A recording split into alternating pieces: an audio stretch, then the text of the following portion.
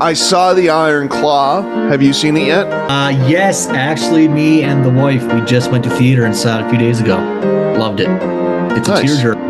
Well, you're an easy tearjerker, though. You cried during the Passion of the Christ. That's not true. Did you or did you not cry during the Passion of the Christ? This is triggering a memory for me. Is this something that happened years ago that we were...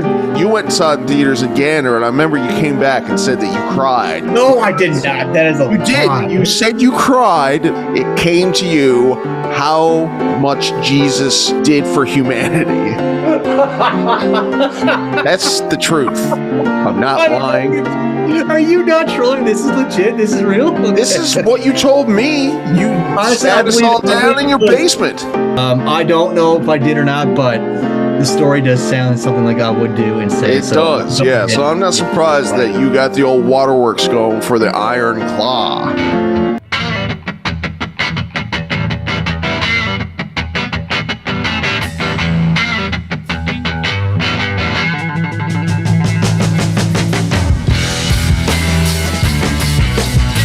This is the BWF Wrestling Podcast. With your host and the leader of the BWF Nation, the King, Susan Little Babu, the undisputed BWF champion, Aaron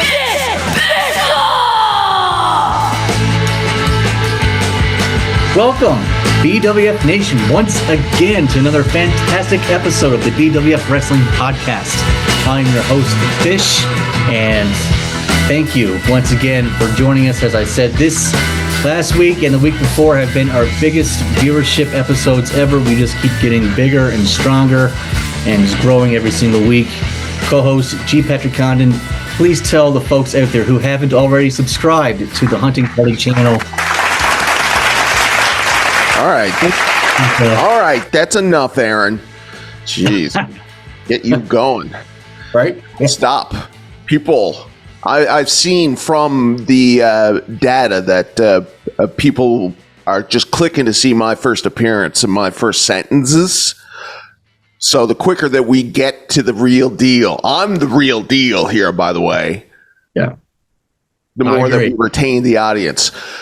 That being said, yes, the Hunting Party presents the BWF Wrestling Podcast. And you're watching this on YouTube. We just want you to like, subscribe, turn on the notifications, and leave a comment. We're getting all these subscriptions. We're getting all these likes. And I think we're saying stuff that is worthy of conversation. I want to see more comments. Every comment you make is another one that goes towards winning one of those belts that Aaron has back there. He's just racking them up. And for the time being, you can give us money. Buy us a coffee from Ko-fi.com/BWF podcast.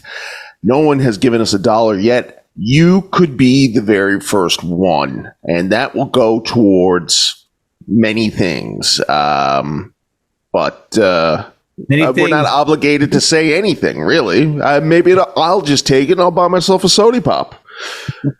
But the money will go towards something really, really special. I swear to God, we have a big announcement at the end of this episode, so you can see where money is going to go. It's a great announcement. It's a huge announcement for the BWF Wrestling Podcast, and it's going to be fun for the audience as well. So please stay tuned to the very end for this big,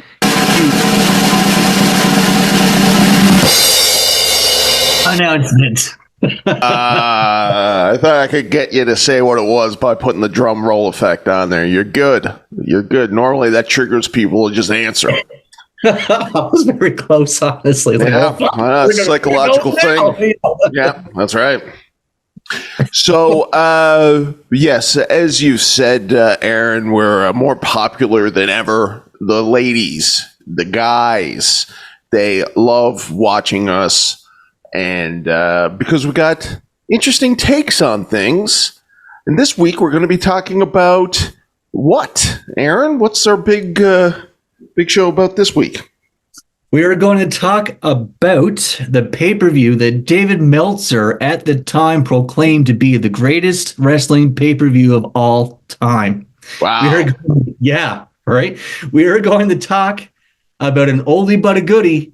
It's not WrestleMania. Jesus, sorry. We were going to talk about Royal Rumble 1991. One of my personal favorites.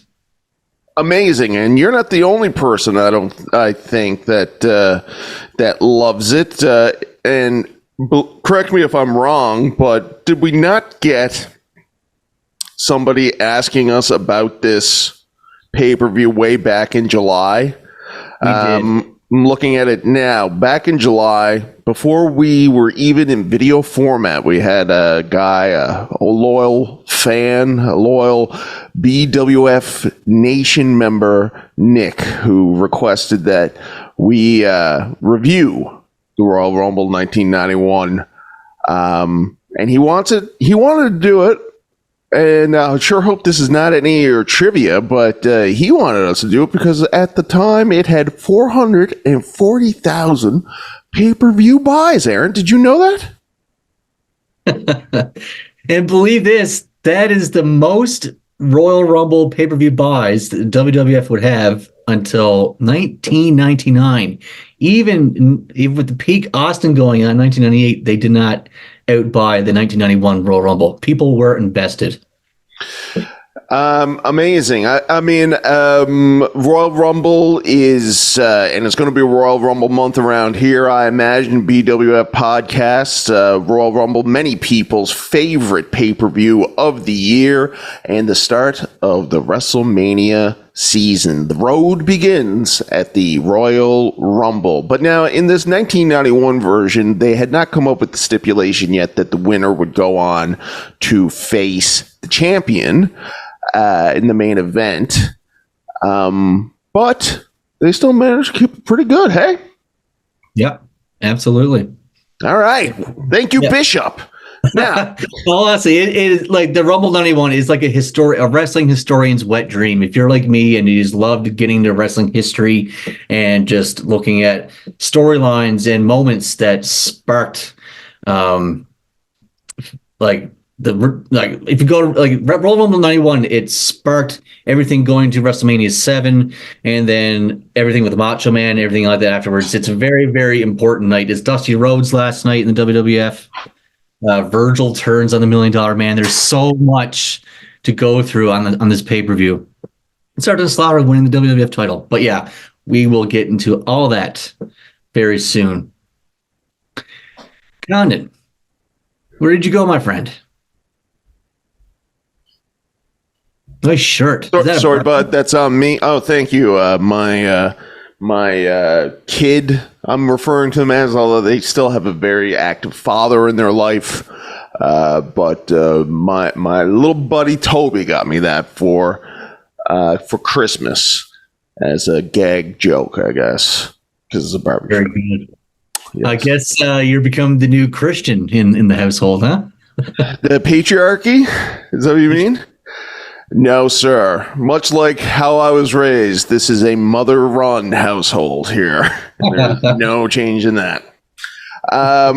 Yeah, sorry, I forgot to put on the other camera. It's been a while, and my cats are in here all the time, so they're knocking around the camera for the screen. Because we are going to our very first segment, I suppose. We are.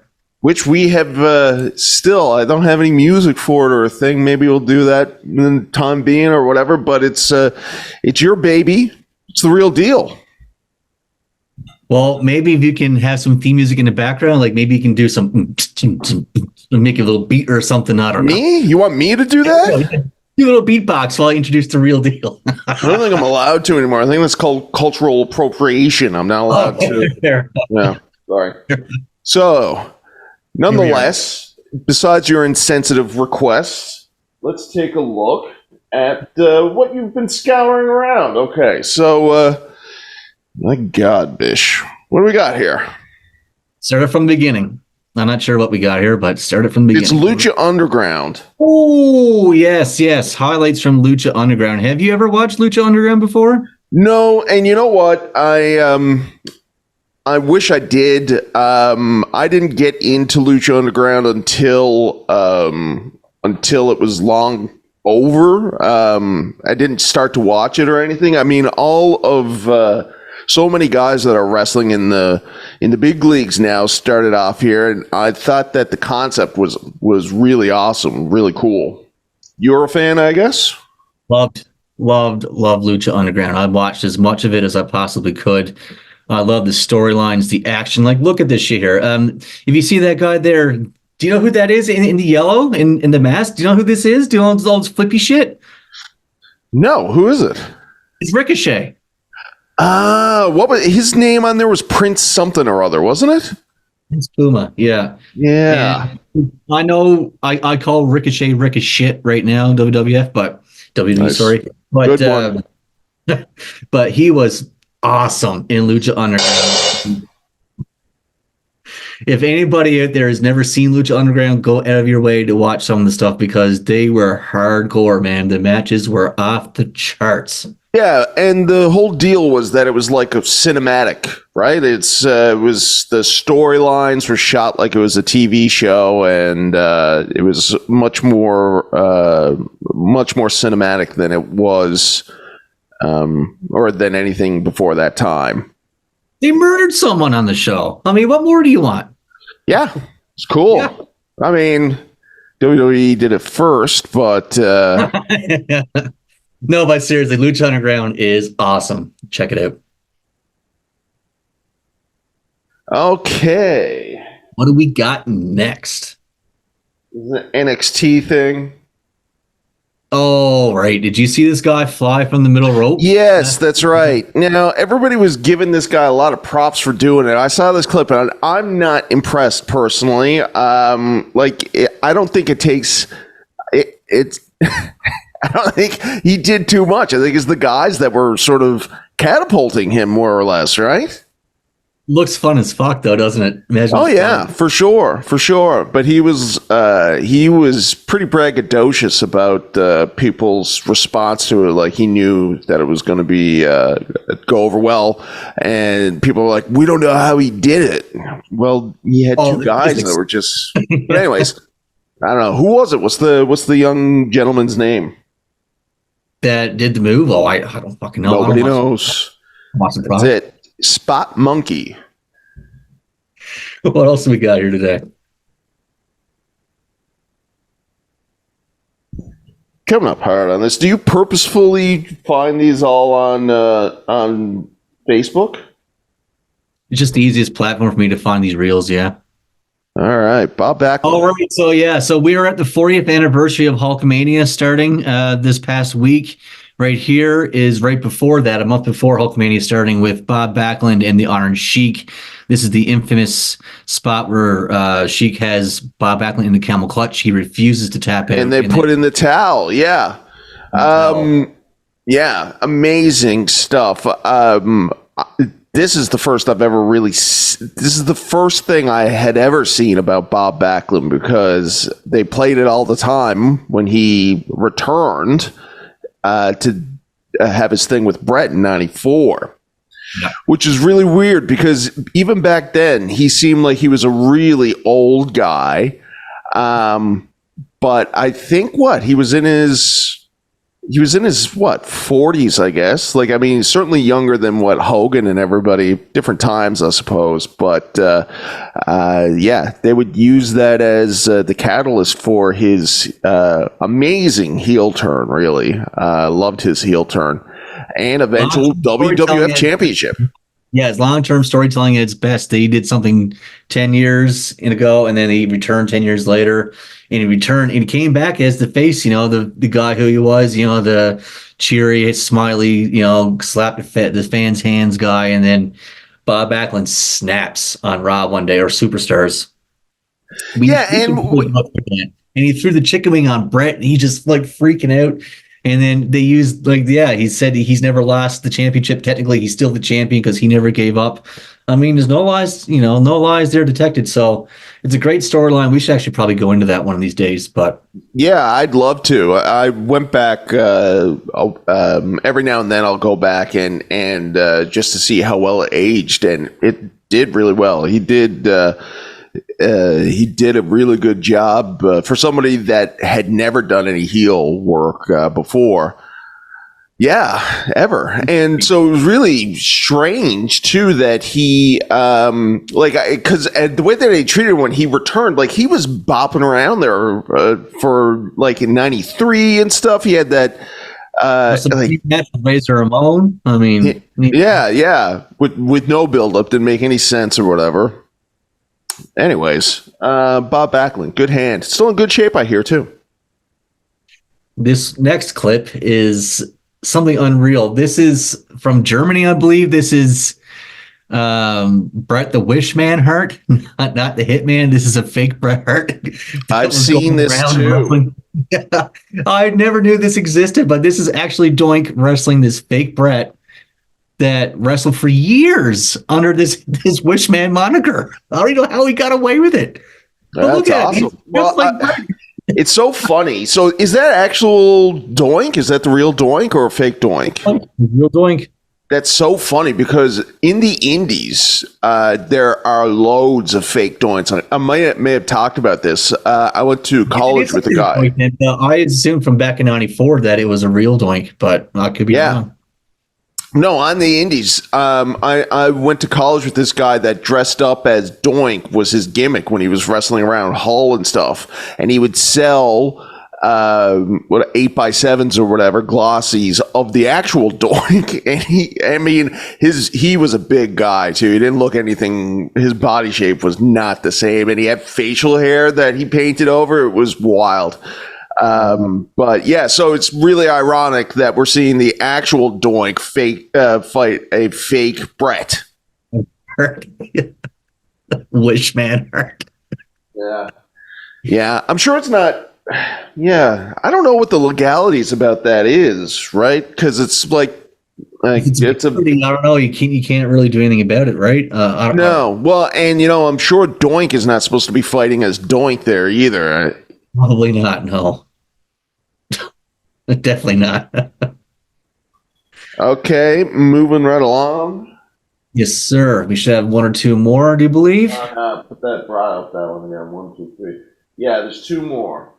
2 more. All right. This looks like it's the $1 Million Man. And what is the $1 Million Man doing in this little clip? This is the debut of the Ringmaster, Stone Cold Steve Austin. Or the Ringmaster Stone Cold. The Ringmaster Steve Austin. And what brought this one to mind? Any particular reason? We saw the debut of The Undertaker not too long ago in his very first match. And I don't know. I just saw this. This caught my eye. I just wanted to see what you thought of Stone Cold's promo here, his promo work. And do you see, or would you think that he would be as big of a star as he would be by listening to this promo?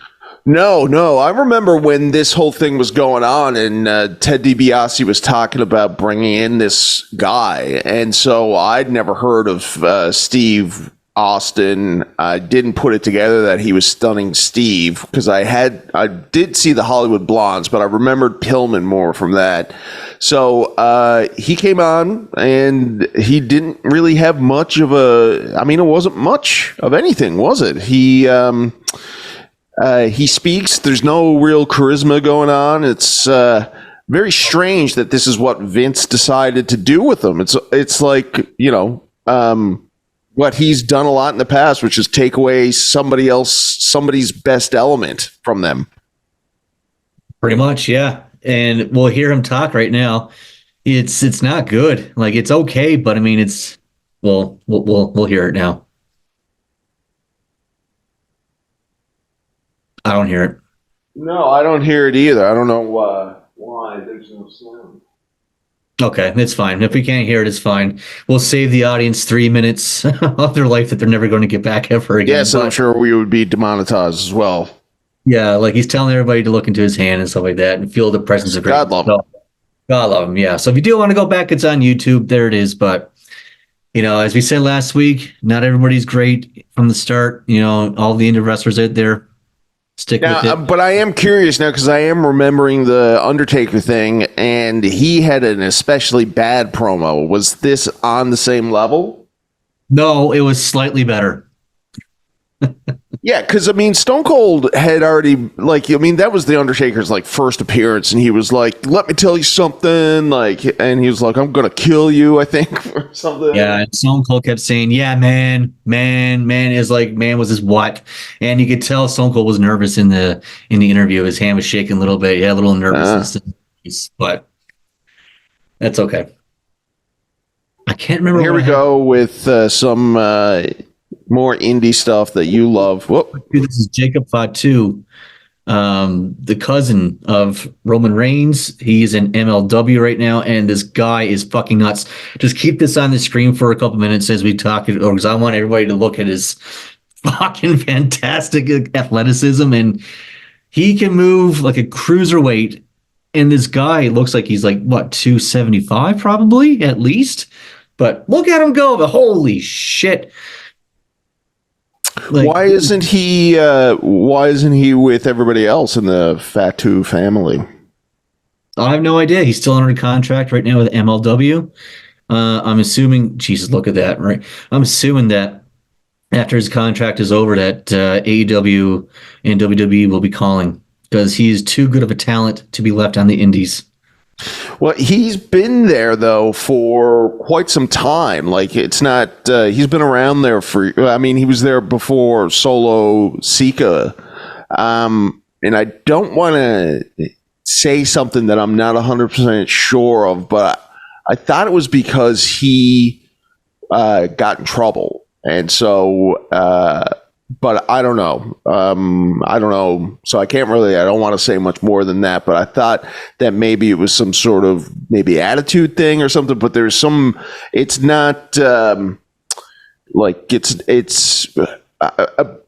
people who are in the know. Yeah. Like a Teddy Hart thing, people who are in the know why he's not there. So it's not people are scratching their heads about it. Gotcha. Well, if anybody watching knows or have any idea as to maybe why Fatu is not in the WWE right now, please leave it in the comments. There you go, Bish. Engagement. Get that engagement going. I tried to start this is my little real deal. I tried to start a meme last night. I was watching a clip of CM Punk and happened to pause it when he was making a face. And thought, this is got meme material. No real engagement, though, on Facebook, unfortunately. So maybe I don't know what a meme is. Maybe not. Oh, wait now. Hold on, though. Oh, breaking news? No, never mind. Sorry, no. Nobody likes it. Yeah, no, it's official. Nobody liked it. Well, nice try. Thank you. I'm going to keep trying. Is the thing, though. So I'm not going to let this die without a fight. Aaron, I think are we moving right on now to our coverage of the Royal Rumble 1990? No, not yet, my friend. Here we go. Royal Rumble. Aaron, start us off. All right, let's start off with Pat. It's time for your punishment, buddy. Let's eat some peppers. Let's see you suffer. Did you bring any milk? Because you're going to need it.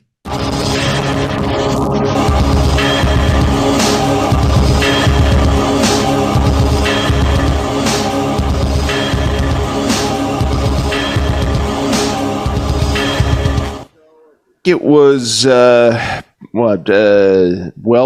it's been months, I think, in the making, where I was just kicking ass in predictions left, right, and center. And finally, I fooled up and I lost. And now I am rising up the ranks, which is what you don't want to do, in the 6 labors of the BWF. It's a punishment ladder where you don't want to go up. It's very simple. People are still emailing me and stopping me on the street and asking me, what is the deal with this? We don't understand. What are you trying to achieve? A videotape and Bishop is trying to win another championship? And it's no. Bishop, if he loses one more, he does a punishment and then he loses that title legitimately. If I got a ways left to go, I think I'm only on number 3 of 6 in the labors. And if I were to lose, then we have to do a watch along of one of our old wrestling tapes, which would destroy my career and reputation, cancel me 2-3 times over. We do a lot of repugnant shit on there and did not age well. So I'm desperate to make sure that this never sees the light of day. And Aaron loves that belt. Anyways, point being, if you were an avid watcher on the show, you know that when Aaron did this, it was actually do a shot of Tabasco sauce or hot sauce or whatever, right? And he almost died. We didn't do any research, and it turns out that the vinegar content in those hot sauces will cause a man's throat to close off. So don't do that. So Bishop insisted that we go with the hot pepper root. And what I got here, Aaron, this red pepper here, it is called, what's it called here? If in the meantime, if anybody of you wants to go back and watch me suffer from the hot sauce and have my throat close, me gasp for air, go back and watch last week's episode. 2 weeks ago. Yeah, go back 2 weeks to our Sailor White episode, and at the very beginning, there's a reel where you can see me choke almost to death. It's fantastic content. But for now. Yeah. Okay. So these are considered super hot. This is a African bird's eye, or the African devil. It is found in the African wild, and it's clocking it at 175,000 Scoville heat units. And at a really reduced rate, they put this in soups, hot sauces, and more. Sometimes it's known as piri piri. I'm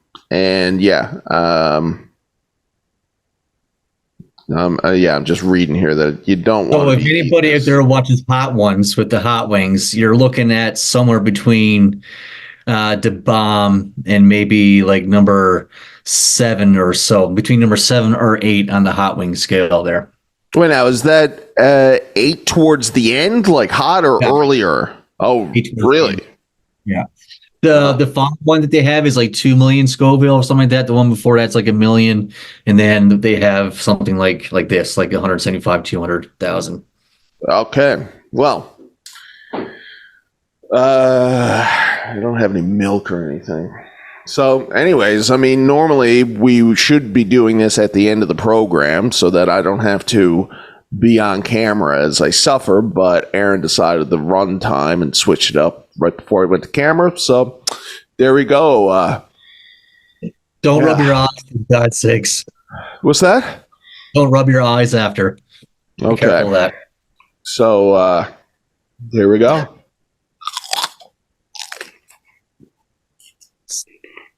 All right, little bite there, little bite. So far, so good. It's a little tingly. A little tingly? Wow. Oh, wow. Oh, my God. Are you sure you don't want to get some milk, my friend? I don't have it. It also said to wash well, and I didn't do that. Oh, no. Oh, no. Oh, my God. Spit it out, man. You don't have to swallow that shit. Spit it out. No. Wow. I'm very impressed so far, Con. I'm very impressed. It's not even really kicking in yet. Oh, my God. Okay, so you do have something to drink. Okay, good.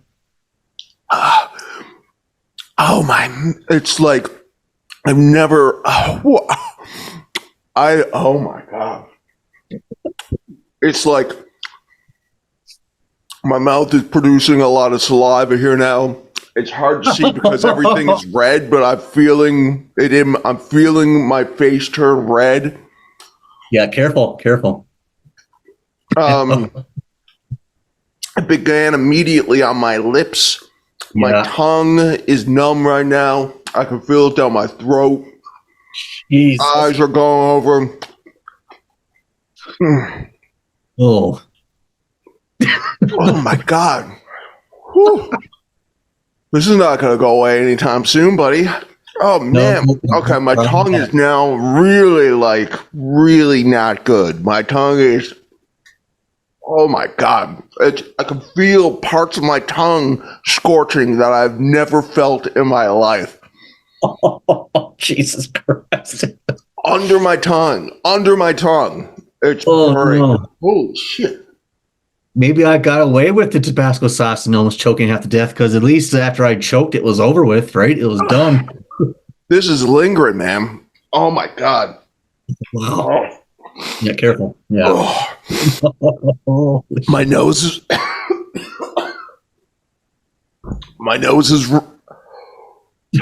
All right. You gotta. Don't worry about it. You're gonna have to carry the show here for a little. Oh. Yeah, don't worry. I got it. Breath is.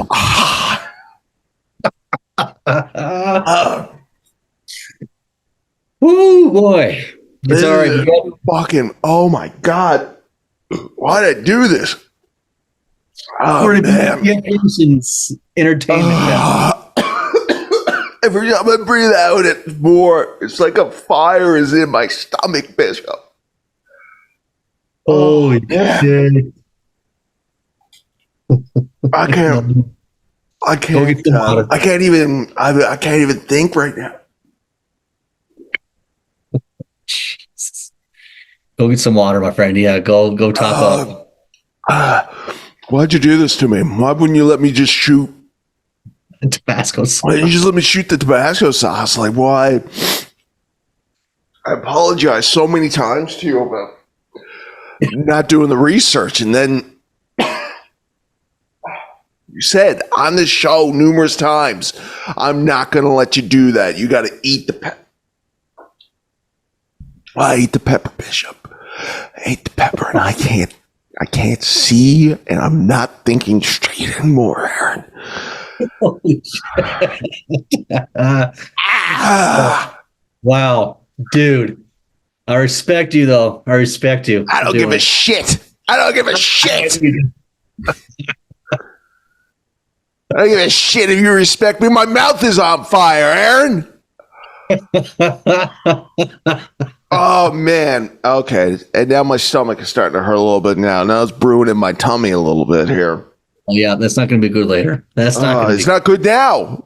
Not good now, no. Man. Oh, shit. It's still super hot.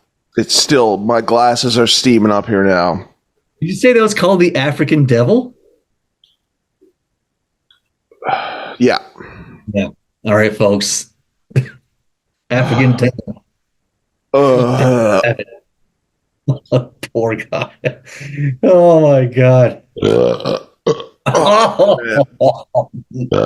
There's something brewing in me now that I don't wish on anybody.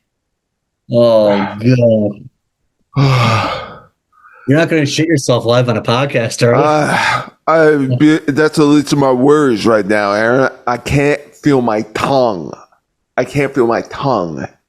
Other than the sensation of scorched. Okay. All right. What do we got coming up next? Oh, my friend, we got the Chronicles. We have the Royal Rumble 1991. Don't worry. We're at the Chronicles already? We are already at the Chronicles. Yes, sir. Time is flying. Oh, fuck.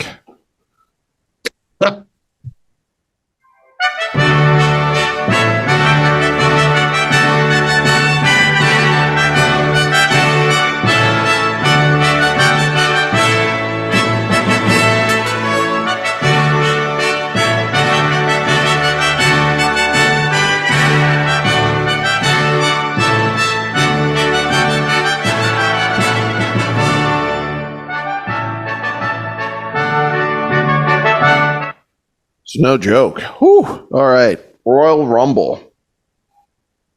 1991. Yes, sir. As we said, this was the most bought Royal Rumble pay-per-view wise until 1999. Dave Meltzer called this pay-per-view up until this point the greatest pay-per-view the WWF has ever put on. Where's it taking place?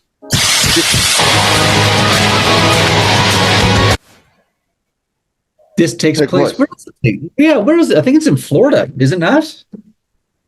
I don't know. You're the historian here. I can't even fucking think right now. I'm sorry. Yeah, I know. I'm sorry. Royal Rumble 91. I'm sorry, folks. Yes, this was in Miami. Okay, there you go. And so we start off with the Rockers versus the Orient Express. Who's in the Orient Express? Oh, So, believe it or not, there are actually two different versions of the Orient Express. The Rockers faced. I don't believe it. Oh. The Rockers faced one version at WrestleMania 6. This is the other version. This one here is Tanaka and Paul Diamond, I do believe. And Dave Meltzer loves this match. He gave this match 4.5 stars. He calls this the greatest tag team match of all time up until this point. Meltzer is all about it. He calls Shawn Michaels one of the greatest in-ring performers in the business at the time, and he sees nothing but great things in superstardom for him. He was right on the money there. Sometimes Dave seems to just get really into something and just, just says crazy stuff, obviously. But, this tag team match is awesome. It is great. It's fantastic. And it is one of the better matches of the golden era. You can watch this match over and over again. It's definitely, as they say, ahead of its time. And Shawn Michaels does ball out. It's a fantastic match. Who wins? The Rockers win. The Rockers go over. And then, what's the next match? Well, the next match is... is that the... Big Boss Man versus... The Barbarian. Now, this match, you might look on paper and go, fuck, gross. Don't want to watch it. But right now, Big Boss Man and Bobby Heenan are in the middle of their big feud, and Bobby Heenan is just going after the Big Boss Man's mother every single week. Why? Wait now, hold on. So Heenan went after Boss Man's mother, and then Boss Man, who knows how much that hurts, went after Big Show's dad, right? So that just gives credence to the old saying, hurt people hurt people. In real life, behind the scenes, WWF officials, including Bruce Pritchard, went to visit the Boss Man's mother beforehand to tell her what's going to happen, what's going on, and that Bobby Heenan is actually a pretty good guy, and we're just doing this for fun. And she apparently was into it. She got it, and she actually wanted to wrestle Bobby Heenan at one point. So was she shown on camera, or was it just stuff that Heenan was saying? Or no? Yeah. And that would actually build to the feud, to WrestleMania 7 feud, Boss Man versus Mr. Perfect for the Intercontinental Championship. But this Barbarian and Big Boss Man match was actually pretty good. I think Meltzer gave it 2 3/4 stars or something like that. But what do you give it, Bish, on the Bishop scale? I mean, it's okay. 2.5 is probably... Yeah, that's probably accurate, because it wasn't. You know what that reminds me of is the Bishop scales. I was thinking of our first episode we ever did. Oh my God! I was going to have a thing called my hard on of the week. I got the fucking thing muted. Anyways, it went. Anyways, we could bring that back. Who knows? The dick scale. What's your favorite Barbarian match? Favorite Barbarian match? Yeah. God. Bro, I don't fucking know, man. I don't know if I have a favorite Barbarian match. Yeah, not many people. He's one of these sort of like, not even mid-carders, right? But he was always... I apologize, ladies and gentlemen. This is not going to be easy for me. With Powers of Pain and the Warlord, that was a good tag team, but they didn't reach tag team gold or anything. They're just two big men going out and just clubbing your opponent. I don't know. Barbarian, it's a decent hand, but it's like saying, what's your favorite Dino Bravo match, or what's your favorite, Dino Bravo took on Hulk Hogan in Montreal for the championship, because Dino Bravo was the champion. What's that? It's your favorite Dino Bravo match? No. He was not working very hard in it, I gotta say, even in that. I'm looking at it now. Barbarian was in a group called the Super Assassins with another kind of guy on that level that I sort of grouped together Barbarian, Warlord, and Berserker as sort of like three guys. Three. They would have made a really great faction. Yeah. I mean, they got great look. They're entertaining outside of the ring or, on the mic. But when the bell starts, it's just a little kick punch, a little AB. There's not that too many layers or dimensions to the wrestling style. But no, it was a look for sure. But I guess he owned the name, right? Because when he went to WCW to go to be part of the Dungeons of Doom. Or Faces of Fear. So he made Faces of Fear with Ming, and he was still called the Barbarian. Yeah. Well, I mean, I don't think anybody's ever talked about him as much as we just have. No. If anybody has a favorite Barbarian match, leave it in the comments. All right. Now, it says in your notes that you want to watch most of this.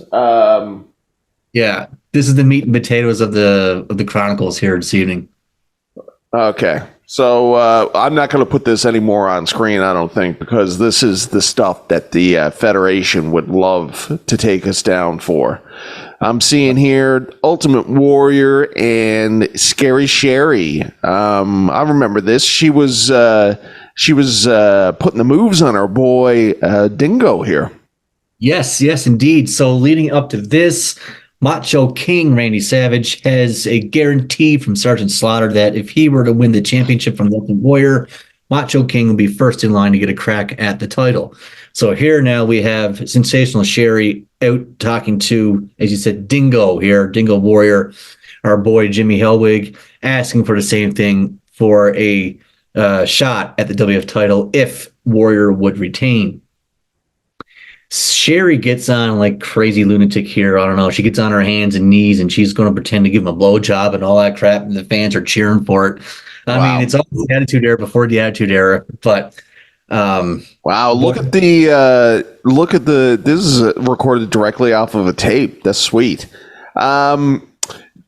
Sherry should know that the Ultimate Warrior as an entity is non-sexual. He does not crave the touch of a lady, nor the touch of a man for that matter. Obviously, a touch of a man, that would be Jim Hellwig, the person, too. But you can't get to him like that. Yeah. Wow. Oh, my God. Yeah, it's it. She gets on her knees. The crowd's popping for it. They're wanting to see some action. Is he smelling his fingers? I mean, this is crazy stuff for 1991. This is beyond crazy for 1991. Wow, and he's smiling. What does he do? Does he kick her in the bum or? No, he just says no. Oh, that's nice. According to Bruce Pritchard, Warrior wasn't saying no to Macho Man's title shot because Conrad Thompson goes, "What kind of champion says no to a challenge?" And Bruce said he's saying no to Sherry's sexual advances, not Macho Man's title shot. Right. Okay. So is Ultimate Warrior the WWF champion now? Oh, wow. That was an emphatic no. Yeah. He is the WWF champion at this point. Okay. So Warrior is taking on Sergeant Slaughter at this pay-per-view. Correct. Okay. Yes. Now I get the context. For some reason, I thought that. So we're going into Mania 7, right? Correct. Yeah, so it is. This is the lead up to the retirement match then. Yes, exactly. Okay, yeah. Probably Ultimate Warrior's best, one of my favorite matches of his. Second best, maybe. Go ahead. Arguably his best match. Arguably. It's either Hogan's WrestleMania 6 or Savage WrestleMania 7. Take your pick. Yeah. But for me, personally, it's WrestleMania 7. I just love all the drama that happens afterwards, with Savage rekindling with Miss Elizabeth and... Yes, and the people crying in the crowds and stuff like that. I mean, people always give praise for Triple H doing the job to Ultimate Warrior, but I think that Ultimate Warrior buried Macho Man way worse than Triple H. Like, the match went on longer, but how many, like, Macho Man just did like elbow drop after elbow drop, 5 of them. What? 5 elbow drops, and in the end, Warrior pins him with a boot on his chest, which to us fans is sickening, but that was Randy's idea. Oh, really? Yep. Man, God love him. I want to do That's old school. That's like Bob Backlund crawling to the ring, crawling out of the ring to the back after the Diesel match. Kevin Nash says that, yeah, the 6-second match. All right, so anyways, back to this. So we're at the end now of the Ultimate Warrior's title reign in the beginning of Sergeant Slaughter. It's interesting now that we're watching it. It's interesting that you brought up the Bob Backlund thing, because this is sort of a similar thing is going on here. We're getting the title off of the Ultimate Warrior onto a transitional heel champion. Pretty much the exact same thing. Yeah, absolutely correct. And right now, I know fans today may not realize how much heat and how much of a bad guy Sergeant Slaughter was actually at this point. Sergeant Slaughter was beloved for years during the 80s as a real American hero. And right now, actually, it was during this pay-per-view, right before Rumble, they actually, the United States announced war on Iraq. They had a bunch of build-up before this, a few days beforehand. They gave Saddam Hussein a deadline to get out of Iraq. But anyway, they announced the war during this pay-per-view, and Slaughter becomes one of the most hated people on the planet. He's getting death threats in real life. He has security around him 24/7 to protect him and his family, because people are ready to kill him. They're just ready to kill him. And Sergeant Slaughter does a great job, man. Now, this is at the end of the Ultimate Warrior's title reign. It began at Mania 6. Great main event with Hulk Hogan, one of his best. How do you rank this title run? I know that business-wise, he couldn't do Hogan's numbers. The run, in my opinion, wasn't that great. He got, he had a couple mini feuds in between WrestleMania and SummerSlam with Ted DiBiase and stuff like that. Then he had another feud with Ravishing Rick Rude, their third pay-per-view match in like 2 years. Everybody knew who was going to win. It was kind of old and done. Rick Rude was kind of a little bit past his prime. And then we, go into the Survivor Series, 1990. Nothing really much happened there. I mean, Hogan and Warrior were the last 2 survivors at the end of the night. I mean, no big storyline there. And now here we are. Warrior is jobbing the title to Sergeant Slaughter. So I would rank Warrior's run as a big fucking flop. There you go. Now, we just saw Macho Man run out, beat him up the Ultimate Warrior, and then run back in. So does Warrior beat the count here, or do they do the restart the match? Oh, okay, we see. Yeah. Slaughter smart psychology. Ring psychology don't use anymore these days. Stopping the referee's count, letting Warrior roll back. Well, you would think... Man. Well, yeah. You would think that, I mean, in a real thing, that would be a disqualification if he put his hands on the ref and told him to stop counting, but whatever. I don't think that the Ultimate Warrior would ever have been able to be a popular champion. Have you ever seen any news clips or any clips of him on late night talk shows? Like, the character itself couldn't talk to people. Doesn't work. Certainly not like Hulk Hogan, but they couldn't talk even like Macho Man, whose gimmick was a little bit too strange to be taken seriously on a late night talk show. And then you had the Ultimate Warrior doing his thing. I remember seeing clips of him on Arsenio Hall. It was just like bizarre. Yeah. But here we are. Yeah, Warrior's got his hands on Sherry. I'm sure she liked this part right here coming up. She's such a trooper. I loved her with Shawn Michaels. Talk about a woman that could always find a place for herself on the card. Like, she survived. And she somebody great and elevate them to be even better.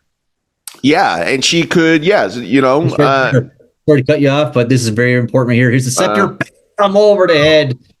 Apparently, Savage hit him so hard there was glass stuck in Warrior's head afterwards, and he had to get stitches and everything afterwards. Do we see any blood or anything happening here? No blood. No, it's his hair. His hair is so thick you can't see that shit. He's legit locked loopy here. There's the elbow from Slaughter. 1, 2, 3. The crowd cannot believe it. It's like a Undertaker losing the streak moment right here in the crowd. Can't believe it. Fucking Sergeant Slaughter has won the WWF Championship over the Ultimate Warrior. Yeah. And now we see Savage here setting up the retirement match for WrestleMania 7. It fucking gives me goosebumps, man. This is such good shit. Yeah, it's nice. It's cool. I don't think I've ever watched this. I knew about it, but I don't think I ever knew the sort of the ongoings of what led up to that match. It didn't stick with me anyways. And now they run and beautiful stuff. All right, so that's like kind of the big deal, I guess, of that show. What big deal? Done yet? No. Next, you would have the worst match of the night: the Mountie versus Coco Beware. Pretty sure the Mountie wins. I don't know. Who gives a shit? But after that, it's the Royal Rumble. I mean, I don't care what's it. Coco Beware sucks. He doesn't belong in the Hall of Fame.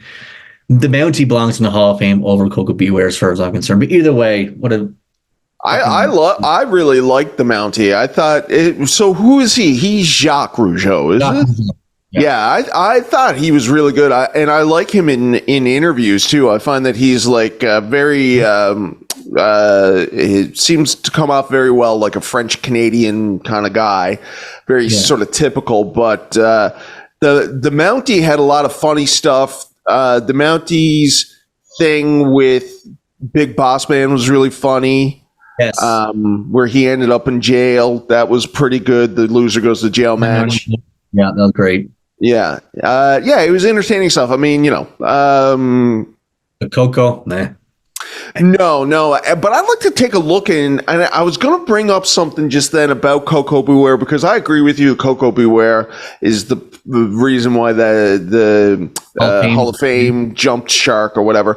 But I was watching or listening to somebody, and it might have been Ric Flair and Roddy Piper interview back in the day, where they were talking about Coco Ware and giving them props. So it might be interesting to look into it. I mean, I knew Coco Beware. And he was one of the wrestlers that everybody kind of knew, but it was just because he had that bird, right? Mm-hmm. Yeah. He was the Bird Man. Bird Man. That's right. And his name isn't Coco Beware. It's Coco Beware. So you could call him Coco Ware. That's what the boys in the back, they just call him Coco Ware. Oh, very good. Yeah. Just go ahead. What's up, Coco Ware? Coco Ware is not that bad. That's what they would say. Coco Ware didn't ruin the Hall of Fame. So you said that the Royal Rumble is up next, but I'm seeing like matches upon matches here before we get to that in your rundown. Oh, what's next? Ted DiBiase and Virgil. Oh my God, how could I forget? Yes, of course. Ted DiBiase and Virgil. So let's watch the promo that Ted DiBiase and Virgil did right before the Royal Rumble. I love this promo. I thought it was hilarious. But it sets up. The rodeo's not out. WCW didn't possess the special power that allowed him to absorb damage without being affected. Holy moly. There you go.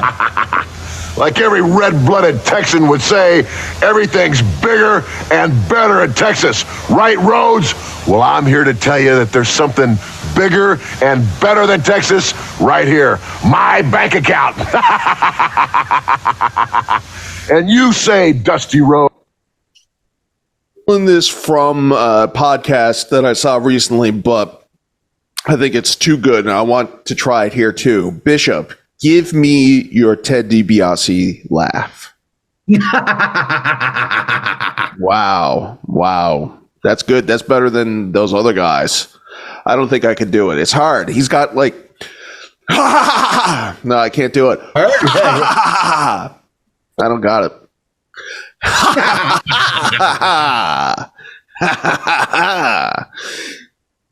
Good laugh.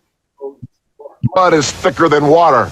What a noble thing to say on behalf of that punk kid of yours. Well, I'm here to tell you, Dusty Rhodes, that I have something that's thicker than water and thicker than your blood. My money. And at the Royal Rumble, Dusty Rhodes, it's going to be just like I've said it will be all along. When the smoke clears and the dust settles, you and that punk kid of yours will be on your hands and knees begging. That's pretty good. I don't know if anybody would notice, but they cut from a close-up to a wide angle in the middle of him in a rant, and it's seamless. I did not notice, but you're the producer, so that's why you've noticed something. When the smoke clears and the dust settles, you and that punk kid of yours will be on your hands and knees begging for my mercy. Do you understand that, Rhodes? Begging for my mercy. Oh, no. Look at this. Look at this mess, Virgil. Clean it up. Go on, clean it up. Just like Virgil's cleaning up this mess at the Royal Rumble, I'm going to clean up the biggest mess of all, the Rhodes family. A little more. You missed a spot. He's great stuff. Yeah, he's literally making the man clean the dog shit off, or horse shit, whatever it is, off his shoe. And so this is planting the seeds for Virgil's turn. Virgil's been, you can see his facial expressions and a lot of the promos building up to this over the past 6 months or so. He's getting more and more pissed off of DiBiase's requests. And here we are. We're going to see Dusty and Dustin Rhodes, who turn out to be Goldust, in a tag team. There's so much. There's just so much stuff going on with Vince and Dusty Rhodes, and people could say as much as they want that Dusty didn't care about the polka dots, but Dusty is now wrestling a man that they named after Dusty Rhodes in a derogatory way. Virgil is named Virgil because Dusty Rhodes' real name is Virgil Runnels, and then Dustin comes back as Goldust. Shattered Dreams Productions was played before he would always come out on the screen. And it's Dusty's kid, who is the Dream, so that's fairly obvious. But even making Dustin do that it seems like it's a rib in retrospect. So many ribs, and who knows why? Who knows why Vince had it against Dusty Rhodes? But I don't know. But then when Virgil goes to WCW and he doesn't have the rights to that character anymore, what do they rename him in WCW? Vincent, after Vince McMahon. Oh, very strange. What's it that make him drink? Oh, ducked in underneath. Look out, he got him. You can't keep wiping him all the time as if he was a baby, but then again it cost him the match. Virgil! You idiot! You paid the price for 4-2. Get down to Virgil now!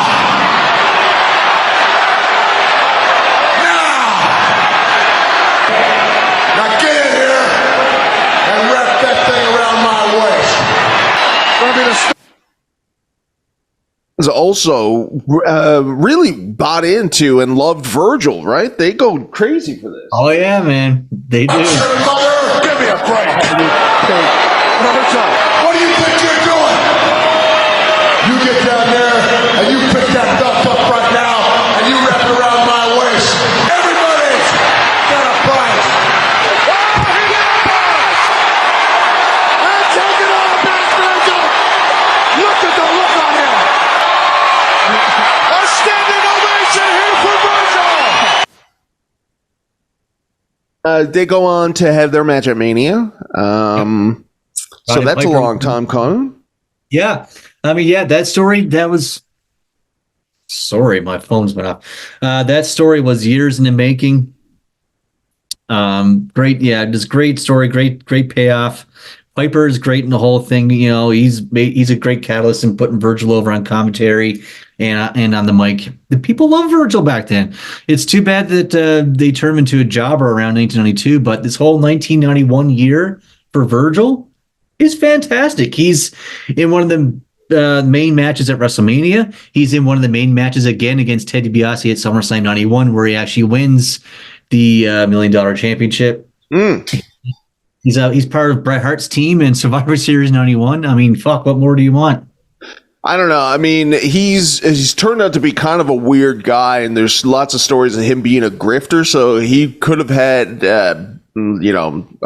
again, backstage stuff that, and I don't recall him being a great speaker either. Obviously, that was his whole thing. He didn't really have a whole lot to say. So there isn't much for him to go. The next sort of the only promo that I ever really remember him doing is when Yokozuna squashes him, I think at Survivor Series 92, and then afterwards he's just pathetically is like, that Yokozuna, he's no joke. You got to watch out for him. He's the hardest opponent that I've ever had. I didn't stand a chance at this and that. So you get to see Virgil wrestle once back in 1993. He lost against Crush in St. John's, Newfoundland.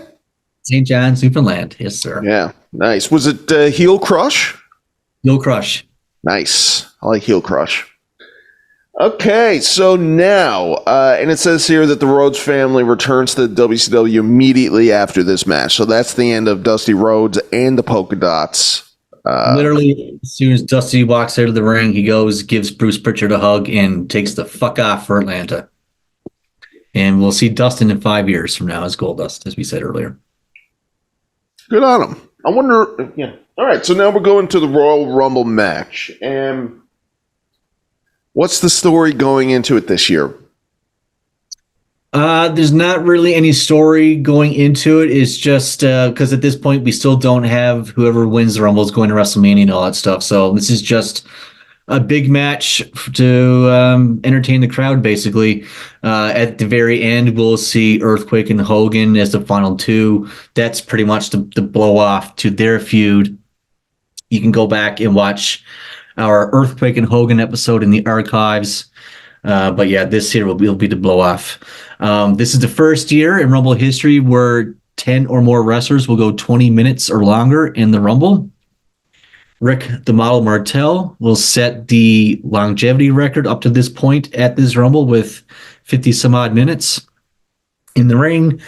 This is the first Royal Rumble for The Undertaker. There's all kinds of like cool little things sprinkled throughout the Rumble itself.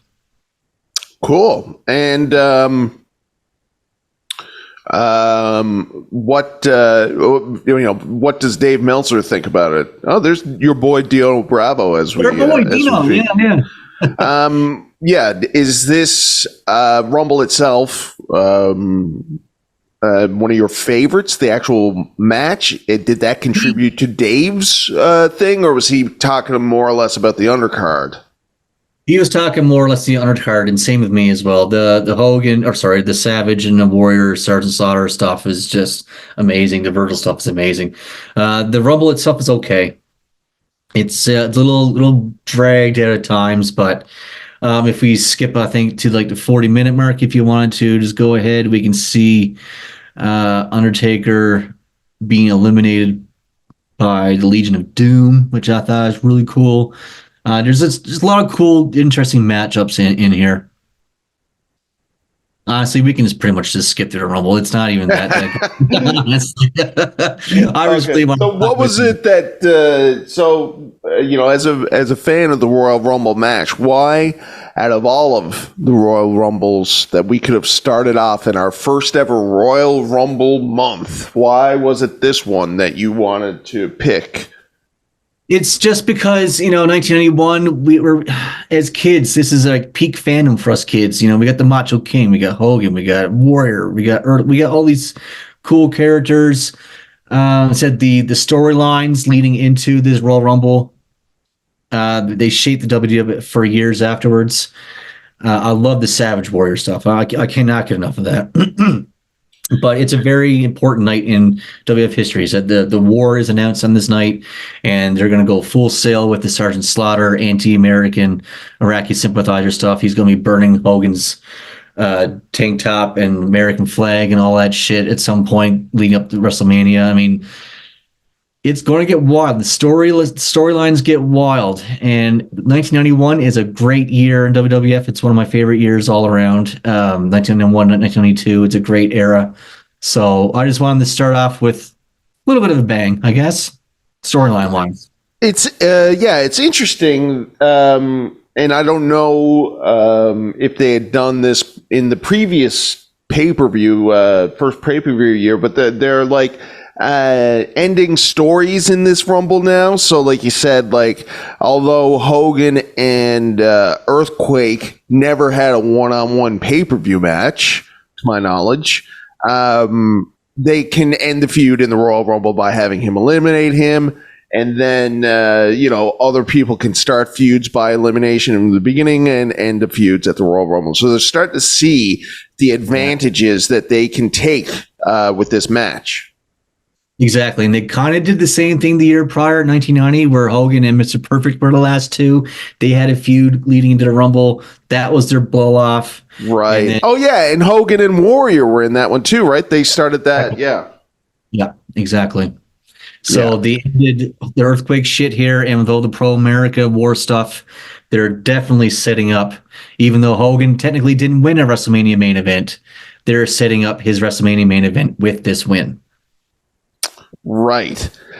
And in terms of star power for this Royal Rumble, overall, is there much filler in here, or is it sort of the best of the best of the bunch?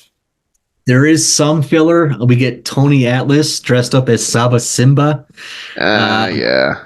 Now we get a Shane Douglas pre-franchise. Shane Douglas.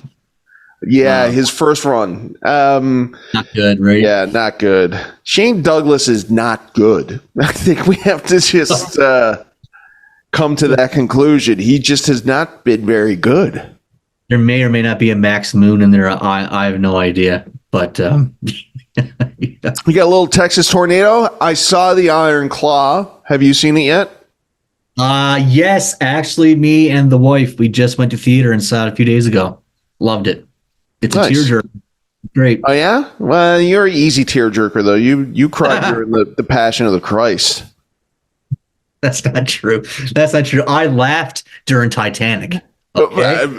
During Titanic. Will you say now, for the record, that did you or did you not cry during the Passion of the Christ?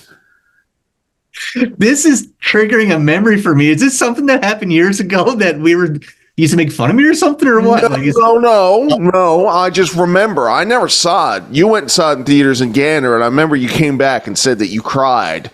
No, I did not. That is a lie. You did. You said you cried because it came to you how much Jesus did for humanity. That's the truth. I'm not lying. Are you not trolling? This is legit. This is real. Okay. This is what you told me. You sat us all down in your basement. I do believe, because it was kind of triggering like a fucking memory that I buried deep down in my soul. So I don't know if I did or not, but the story does sound something like I would do and say. It does, yeah. So I'm not surprised that you got the old waterworks going for the Iron Claw. Did you like it more or less than the wrestler? Yes, I did. You liked it more than the wrestler? I like both. Don't get me wrong. I like both. More than the wrestler. What? Yeah, I no, I thought it was okay. I didn't think it was as good as the wrestler, though. I thought that it was just so brief. Like it didn't really live in anything. And then I think now my girlfriend really liked it a lot more than me, but she didn't know anything about the story. So I don't know if it was because of that. But I mean, now you know more about the Von Erichs than I do. And yeah, I briefed Susan nice and good before the movie started. She knew everything was going to happen. But I just want to say something quick. We just saw Tugboat get eliminated. Tugboat was supposed to be the original Iraqi sympathizer and be in the main event at WrestleMania 7 against Hulk Hogan. Right. Yes, that's what Tugboat says. That's exactly what was supposed to happen. Bruce Pritchard confirmed the story. That doesn't make any sense. How do you get Tugboat to Iraqi sympathizer? He was Hogan's best friend, and it's the way to to really get to Hogan's heartstrings is to have his best friend turn into. It's true. Everybody knows that if you sympathize against a country that's fighting America, you cannot be friends with Hulk Hogan. Right, but it just so happened that Sergeant Slaughter became available, and Vince thought twice of Tugboat and decided to go, because he was literally going to call him Sheik Tugboat. Sheik Tugboat. Yeah. So when Slaughter became available, Vince thankfully came to his senses and decided to go that route, and then he slapped the Iron Sheik with Sergeant Slaughter as Colonel Mustafa. Colonel Mustafa, and then there's Colonel Adnan, who recently passed away as well. R.I.P. Thoughts and prayers, T's and P's. But yeah, definitely glad that we did not get a Sheik Tugboat at WrestleMania 7.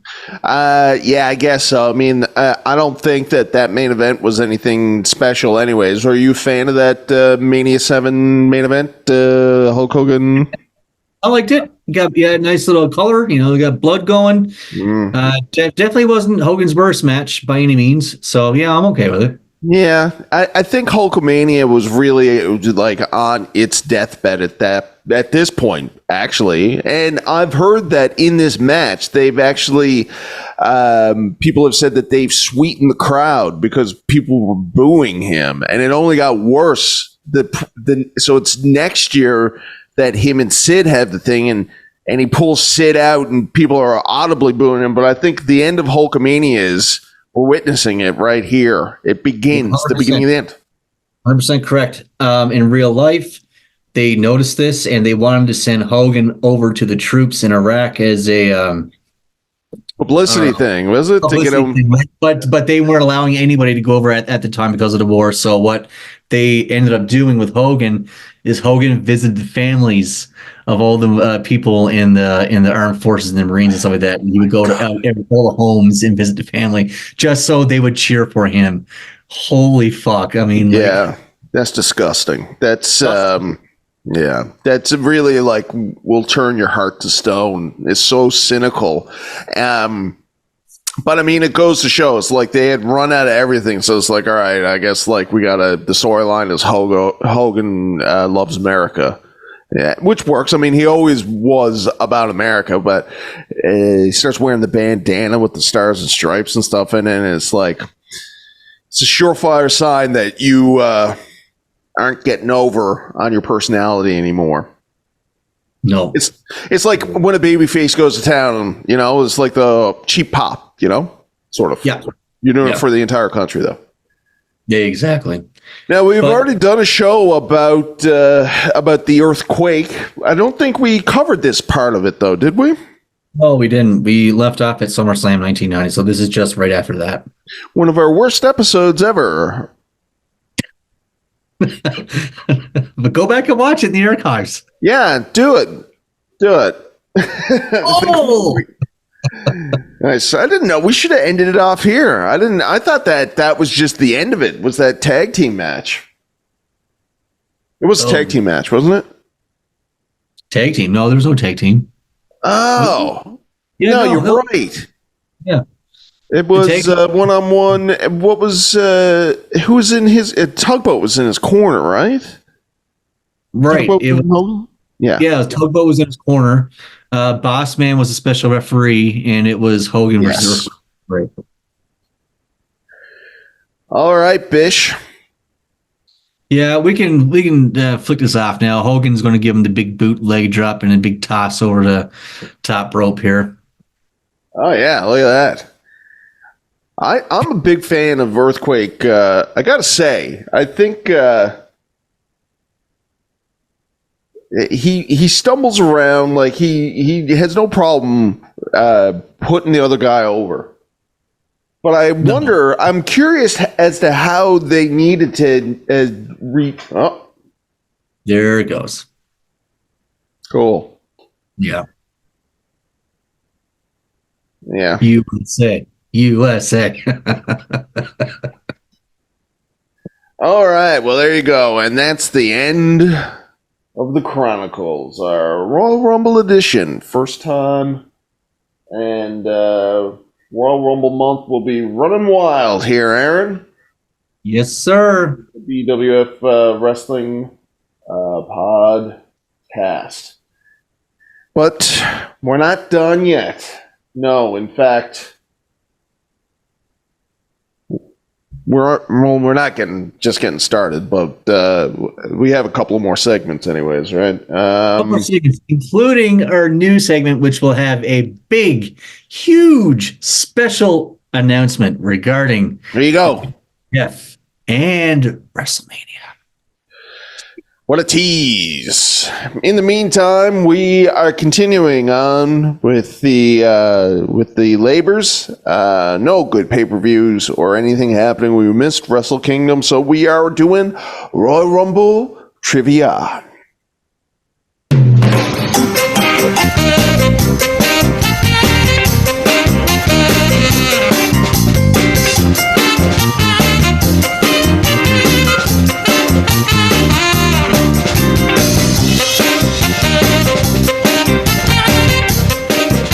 Sir, the trivia is back. So, Aaron, we're going 3 for 3, and we will see who goes up. If you lose this time, then you get a punishment, and I think that's it or something. And if I don't, then I got to do the equivalency of you doing your Santa thing. So I guess I would have to go dressed up as a wrestler and partake in an activity that is normally just for children. Something like that. But you get to pick it. I don't know what the hell that would be. Yeah, we'll figure it out, but something like that, sure. So I lost last time, so I think that means I get to at least choose who goes first, and I'm going to say that it is me. I'm going to go first. Royal Rumble trivia. In this particular trivia, we are going from just the beginning and stopping before the Attitude Era, which would have been the first Royal Rumble to 1997. With that in mind, Aaron, what is the first title to ever be defended at the Royal Rumble? Wow, fuck. The first title. I'm going to say the Women's Tag Team Championship.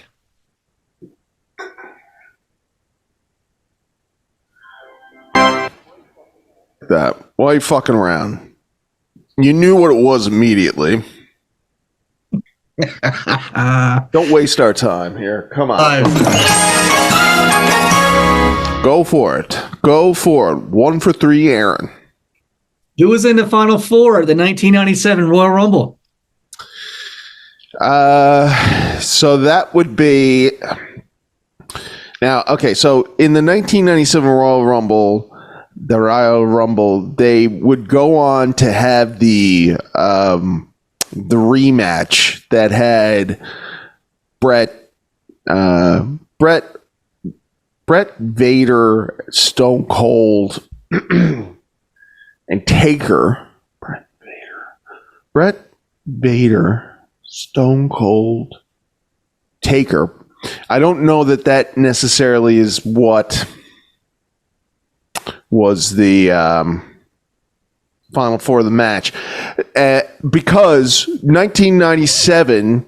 Now you always do this. You somehow manage to find something that is confusing. So because Stone Cold got eliminated, and then the reason why they had to do that again, do the pay-per-view again, was because Stone Cold got back into the match and screwed over Brett. So my question to you is, when you say the Final Four, are you talking about the legitimate Final Four, Aaron, or are you talking about the Final Four that includes Stone Cold Steve Austin as the winner? So as you're talking about, there's the Final Four pay-per-view where they have the Final Four participants in the main event. But that being said, I am asking you the legitimate Final Four of the 1997 Royal Rumble.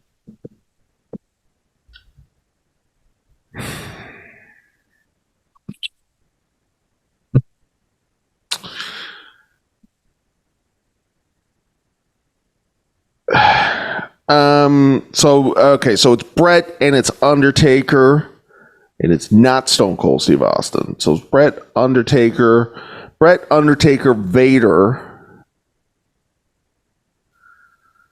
Okay. And not Stone Cold. Final four, it's fine, because Stone Cold technically won. You can use Stone Cold as a final four. It's fine. Vader and Undertaker were in that match.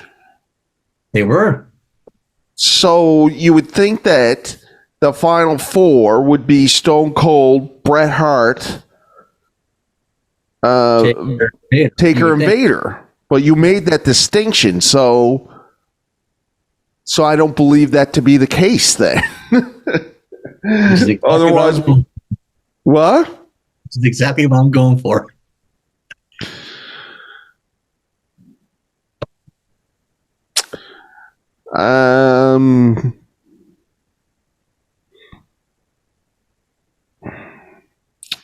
Mania. Okay, so is Sid in there then? No, because Sid fights Shawn Michaels.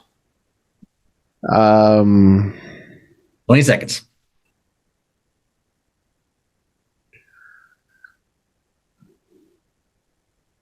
I'm going to say Stone Cold, Bret Hart, Undertaker, and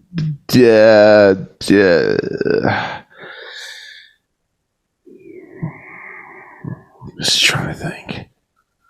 Who would Diesel is going to be my guess. What, fake Diesel? That's your guess? You just happen to guess fake? You son of a bitch! What are you talking about? Well, are you talking fake Diesel or real Diesel? What Royal Rumble is this again? 97. So yeah, fake Diesel. Yeah, it's fake Diesel. You're right. It's fake Diesel, Taker, Brett, and Stone Cold. Tricky with me there. It's a trick off, I guess. I got good questions. I got 3 really good questions. You threw me off with that last one, though. So obviously you've been doing a little bit of research, which is disconcerting for me. Now I got...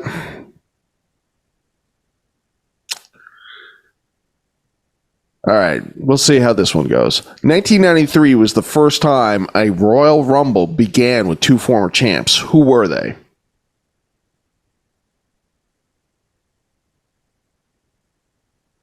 '93 began with 2 former champs, like world champions? Yes. Bob Backlund was number 2. 1993. Number 1. Former world champion. Fuck. Do I get a... Talk us through it. Do I get a multiple choice here? No.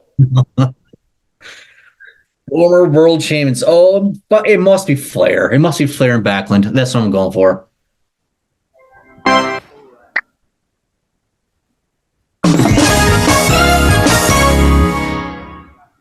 Bish.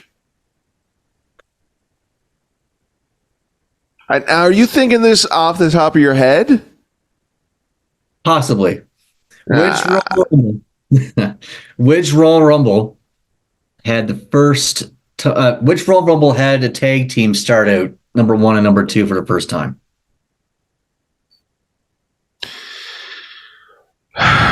So not who the tag team is, but what Royal Rumble was it?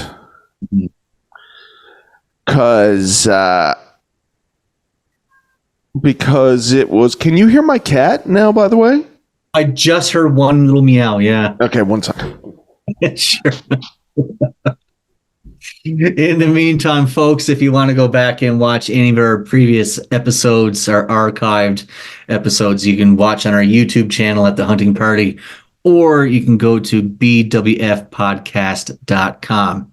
From there, you can ask us any questions where you'll be entered to win this wonderful, beautiful, or one similar to this BWF/NWA championship title. Look at that beautiful thing. all you have to do is just write in any question wrestling related, and you'll be entered into the draw. As I think of other things to say, oh, perfect. Here it comes, Con. All right, that was good. You did a good job. Okay. Yeah. So which? Oh, there's a cattail. Yeah, I had a lot of men.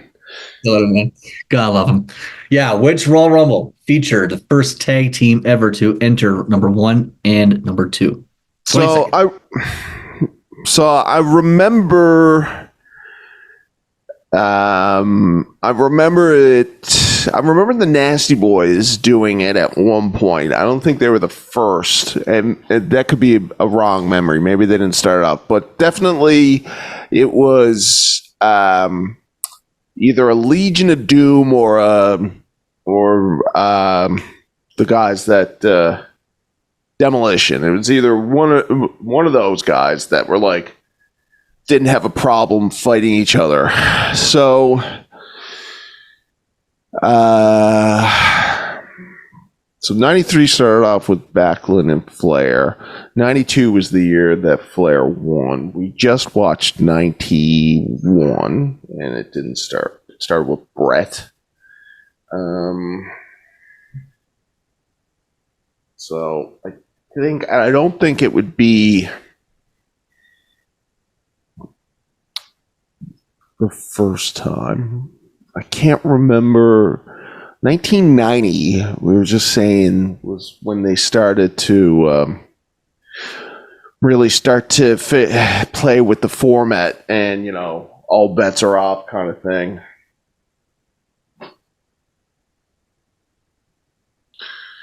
But who started the match in 1990?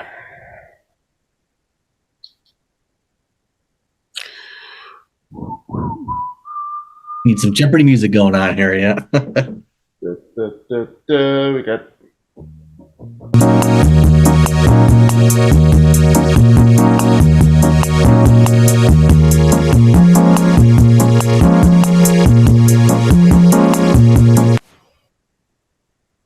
After the pepper now. You don't want that, kitty. I'm gonna guess 89 is gonna be my guess for this. Yep. You're right.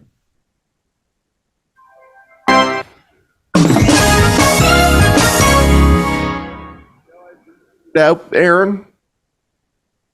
Sorry?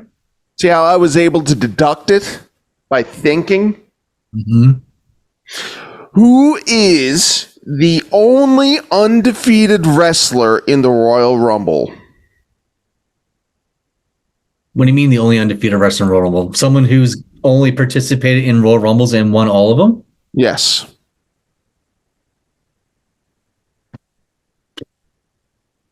Wow. Wowie, wow. Bret Hart. Bret Hart? Yeah. No! What am I saying? Not my final answer. Well, I asked you to repeat it and you said it. All right. I'm not going to be a bad guy about this. All right. Why did you say Bret Hart? I don't know. I thought of like 94 with him and Luger, and then for some reason I just didn't think of all the other times he's in as a tag team wrestler. So that was just stupid. I mean, you're on the right path. We'll say that. It's not Stone Cold. And it's... All right, let's just go through the winners. There's Hacksaw Jim Duggan. How many Rumbles was Duggan in? Just the one? Oh, I don't remember Duggan. Was he in 91 though? Oh, fuck. Big John Studd.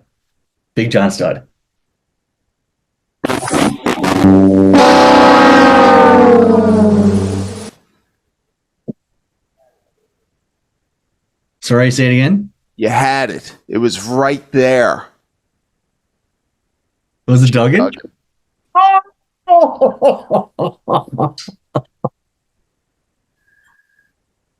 Oh, I'm joking. It was Big John Studd. You son of a bitch. You got it. Oh, John Studd never competed in another Royal Rumble after the very first one that he was in that won. So there you go. Amazing. What do you got for me? Hold on, wait.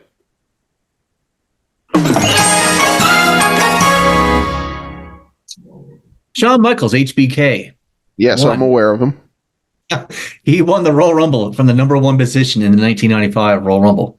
Yes. How long was he in the Royal Rumble?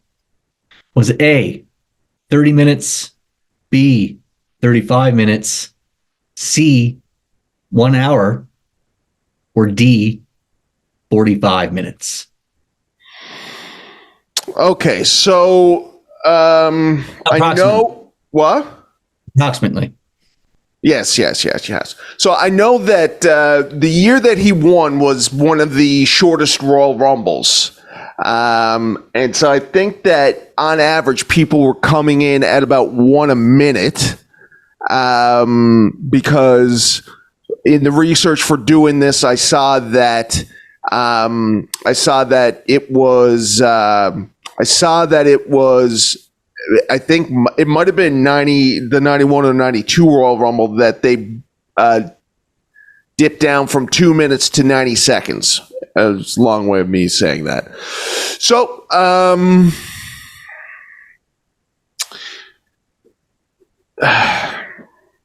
don't think this is a fair question, by the way. Oh, no. Because I mean to say 30, 35, 1 hour and then 40. Anyways, and then say it's approximate. So like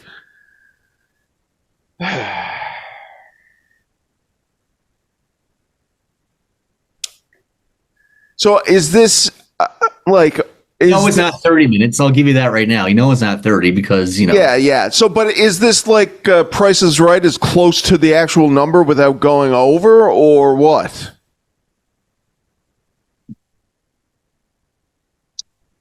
I guess so. I mean, like, okay, you have 35 minutes, 40 minutes, 45 minutes. Yeah. And an hour. Sure. Fuck the hour. 30, 35, or 40. I don't think it was 40 minutes. I don't think it was, but I don't know that it was closer to 35 is what I'm saying. Like, I think that it could have been 39 minutes. Okay, have this. 35 minutes or 40 minutes, 50 minutes, an hour. How about that? I'll give it to you. I'm literally giving it to you right now. 40 minutes then. 30. It's fucking 38 minutes. God damn it. I mean, that's a confuse. I told you it's a bad question. It was a bad question. You're right. It was a bad question. 38 minutes. But that's crazy to think that he actually won a Royal Rumble in less than 40 minutes. Yeah, I know. It really takes away the impressiveness of his thing, and then it kind of puts a little bit of a shine on Chris Benoit's because he won the Ironman record the year that he went 1 to 30, right? Yep, he did. And that would stand until Rey Mysterio would break it. I always have a backup. A plan B, as Triple H would say. 1993 featured the last time we would see Duo at a pay-per-view, WWF pay-per-view. And I'm not giving you anything else other than that. Who was this tag team that we would never see again after the 1993 Royal Rumble pay-per-view? So it was an actual tag team. No. It's a duo. Duo. Like just two separate people, or were they like teaming together? Were they feuding together? Like what? Just give me something. They were not fighting each other, no. But two separate people. They were not in a wrestling match against each other.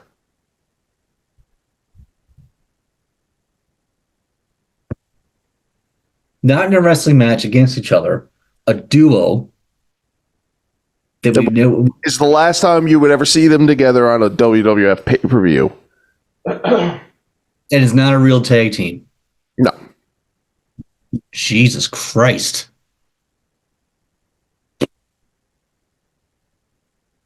I literally don't even know where to begin on this. I thought that you would have gotten this. This is why it's my last one. I thought this was sort of an easy one. Well, I know that Flair won't be seen on pay-per-view again after this. He was on the Raw the night after against Mr. Perfect, and Mr. Perfect sent him out of town. So I'm going to say Ric Flair, but he would come back again later on and like, God damn it. I'm going to have to say Flair because he left. So Flair. No, hold on. When you say they left and we never see him again, we never literally see him in WWF ever again? Like, ever? Or is Flair one of them? If Flair's one of them, just tell me right now. I'm not giving you any names. You would see them again, but not together. Okay, I'm going to go for Ric Flair as number one. Final answer. And...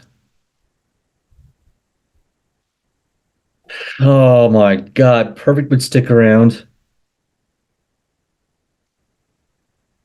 Would Perfect stick around? He would come back in 1995. God damn it. And they didn't wrestle each other. I'm going Perfect and Flair. Final answer. It's for real this time.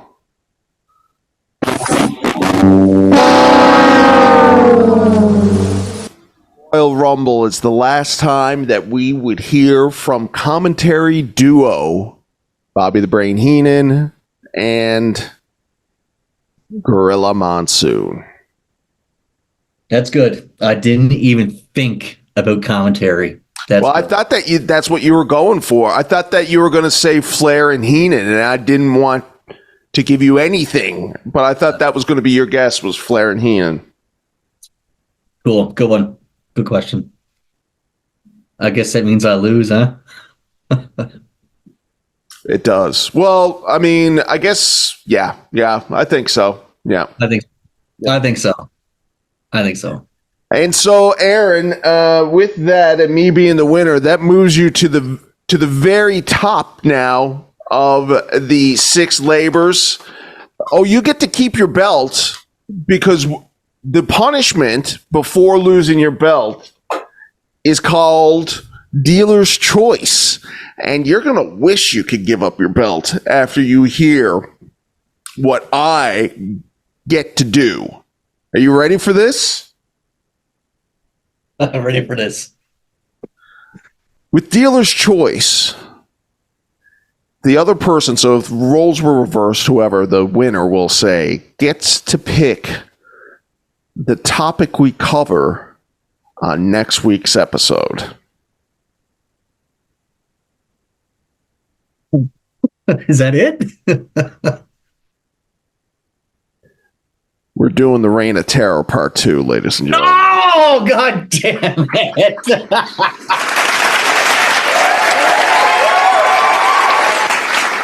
I knew you thought I forgot about it, Bishop. I knew you thought I forgot about it, but I didn't. I've been waiting for it. Oh, this ladies and gentlemen. Oh, he was saying to me, oh, the ratings were so bad on the Reign of Terror episode part 1. We cannot do it again.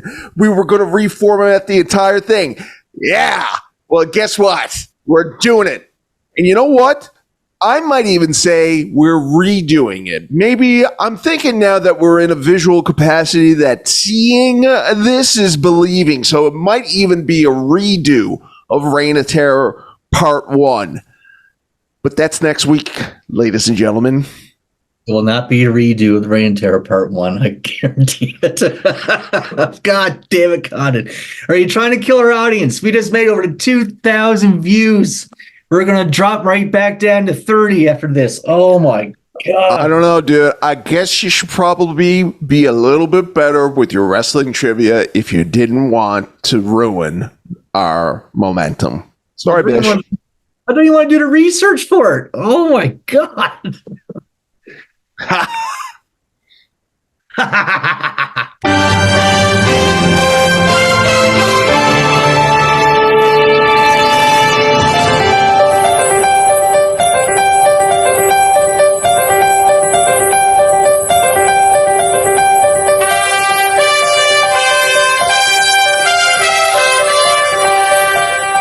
That was a fantastic DiBiase laugh. I got to say, your best one ever. Thank you. Oh, my soul is a little bit crushed right now, knowing we got to do the Reign and Terror Part 2 next week. I'm not. Man, it's so good. I'm excited, and I think our fans are going to be excited, and might be our highest rated episode ever. I'm already predicting it right now.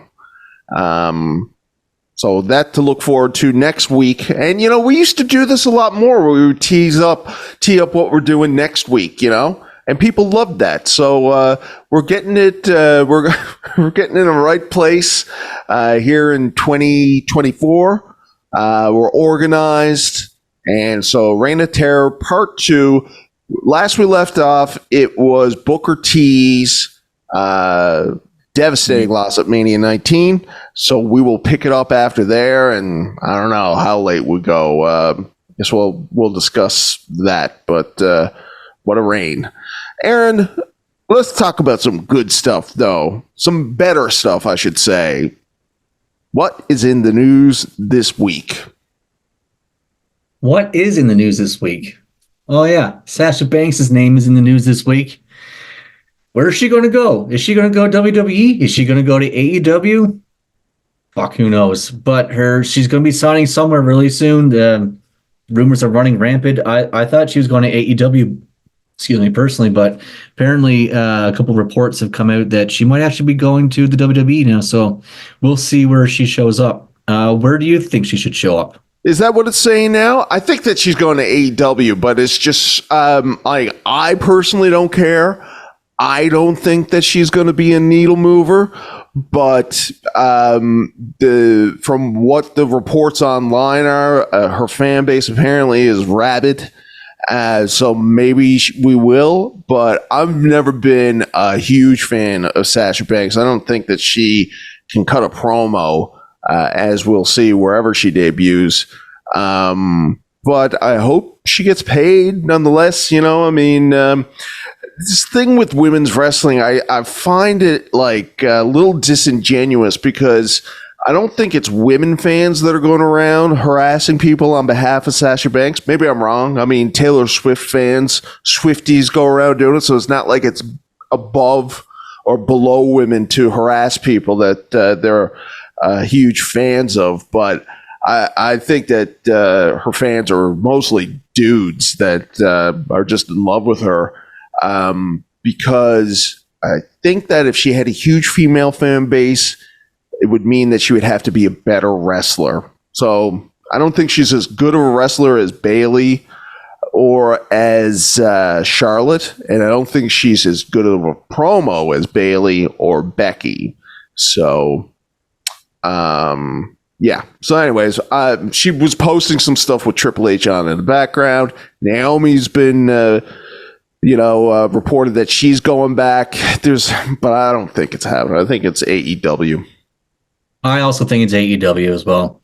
Not to say Sasha Banks is a bad wrestler because she does have some good matches under her belt. Her match with Bayley at NXT TakeOver is one of the better women's matches of the past 10 years. I really like the WrestleMania 30. Was the one in Dallas, 32, I guess it was, the triple threat with her, Charlotte, and Becky. I thought that was a really great match as well. But yeah, not a needle mover, as you say. It is what it is. And and just side note, Bayley. I saw Bayley for the first time, and I've always liked Bayley's work. I thought that Bayley was not going to be able to do anything after they took away her hugger character. But I think Bayley might be the most talented overall of those four, group of four. I think so too. Yeah. And she has a huge ass. Which always like, wow. Yeah, I have no idea. No idea. God love her for it. Aaron, what else we got? The big news of the week is The Rock has finally come back to the WWE. Are we going to see Rock versus Roman at Elimination Chamber, or are we going to see Rock versus Roman at WrestleMania? What does this mean for Cody Rhodes? What's going to happen? Conan, what are your thoughts on the situation? I don't know, and I don't even really want to go on the record anymore because I think it was just last episode we were doing our year end and being like, the time for Roman and Rock is past. I think you said specifically it was too late for that match. I said I didn't think that Cody had anything left. I thought that the bloodline storyline was done. We've been on the record over and over again saying the shit is over. Directly afterwards, The Rock comes back and now lights a fire underneath it. I hope it's not going to be at the Elimination Chamber. I hope it would mean that there would be night one of, Rock and Roman, and winner goes on to face Cody, or something along the lines, but I don't know. I've read today that people are assuming that CM Punk, or not assuming, they're speculating that CM Punk might win the Rumble this year, and so I don't know what happened. I mean, it's a given now that that if you don't win the Rumble, then the next match, the other title match, is going to be decided at the Elimination Chamber. Typically, that seems to be the case. So I don't know. I mean, I hope that match does not happen at Elimination Chamber, though. I don't see why. Why would they do that down in Australia?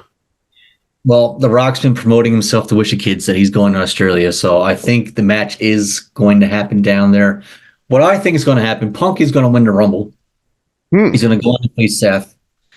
Solo Sikoa is going to win the Andre the Giant Battle Royal on the SmackDown before WrestleMania. He's not going to be on the show. Okay. That's my prediction for him. Cody Rhodes, I think the match, I'm getting ahead of myself. I think Roman and Rock are going to have a match at Elimination Chamber. I think Cody's going to win the Chamber. Rock and Roman are going to have a screw job finish where there's no decisive.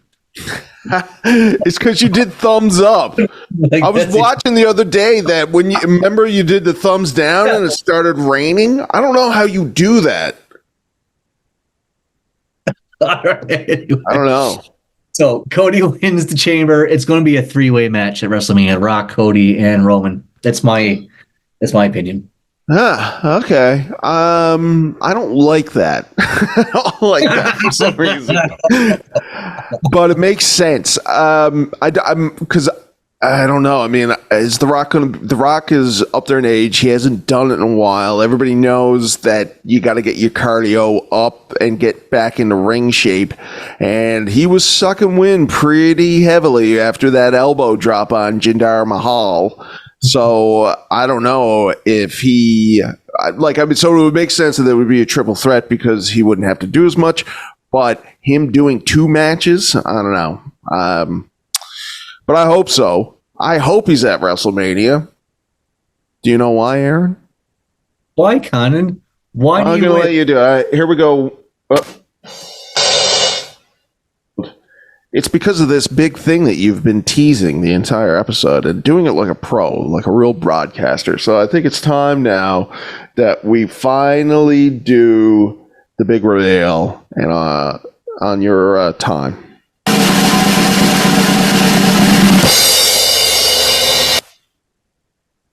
The BWF Wrestling Podcast is going to WrestleMania. That's right, folks. We are going to go to WrestleCon this year, and we are going to be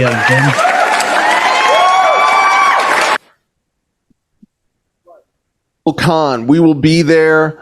you'll be able to see us alongside Sting, Kevin Nash, the BWF Wrestling Podcast. We're going to be doing a lot of content while they're there, and we're going to go see a little wrestling show, a couple of wrestling shows, actually, but obviously we'll be going to check out WrestleMania. But it will be our 1 year anniversary. What a year it's been, and we'll get into that when the time comes. But for now, it's official.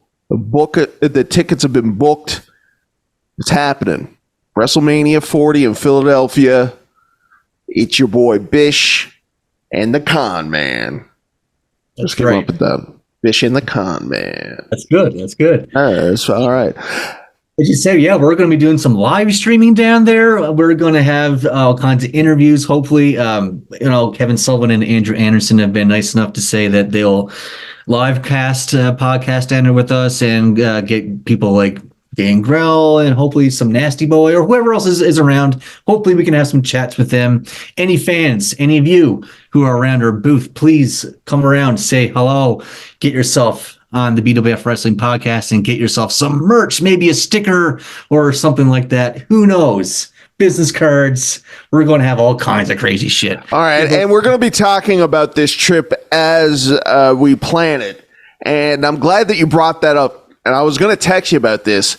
I don't think. Why are we getting business cards? We shouldn't get business cards. We should get. Nobody uses business cards anymore, Bish. When was the last time? People do use business cards, especially. No, you're living in the past, buddy. You're living in the past. Whoever you got, whoever your hookup is, maybe we could talk to them and see what else they offer. Like these stickers here. These are high quality stickers, Bishop. I accidentally had one in my pocket. I put it through the wash. It's still stuck afterwards. These are the best. And people, they can put it on the back of their iPad case if they wanted to. You know, they could do whatever they want with it. With a business card, you know what's going to happen with a business card, Bishop? You know what people are going to do with the business card? Oh, nice. Wow. You need some more, it looks like. You know what people do with the business cards? Yeah. They use them for cork for the weed. For the Exactly. It's used as cork for the weed. So, we'll talk about it, and we'll talk about a whole lot more as we put together the trip and we decide who's important to see. You got a big list of people that you want to go and mark out for. I have a list of one. And we'll get more into that and find out more about what is going to be happening at WrestleCon. Get ourselves a nice Philly cheese steak. Have you ever had one? Have you been to Philadelphia before? Never been to Philly. Me either. I had cheesesteak, but I've never had a Philly. Me either. So this is going to be a good time. Yes, and you know what? Our road to WrestleMania is nothing but short of extraordinary as well. We have lots of interviews coming up, more independent wrestlers from the East Coast and down in the States. Also next week, knock on wood, should have our interview with former Wyatt family member Rowan on the go. Oh, wow, announcing. Yes, I get to see him. I'm not going to say anything this time. Last time, I laughed in your face with your optimism, so have at it. I'm learning. My thing for 2024 is to shut the fuck up a little bit.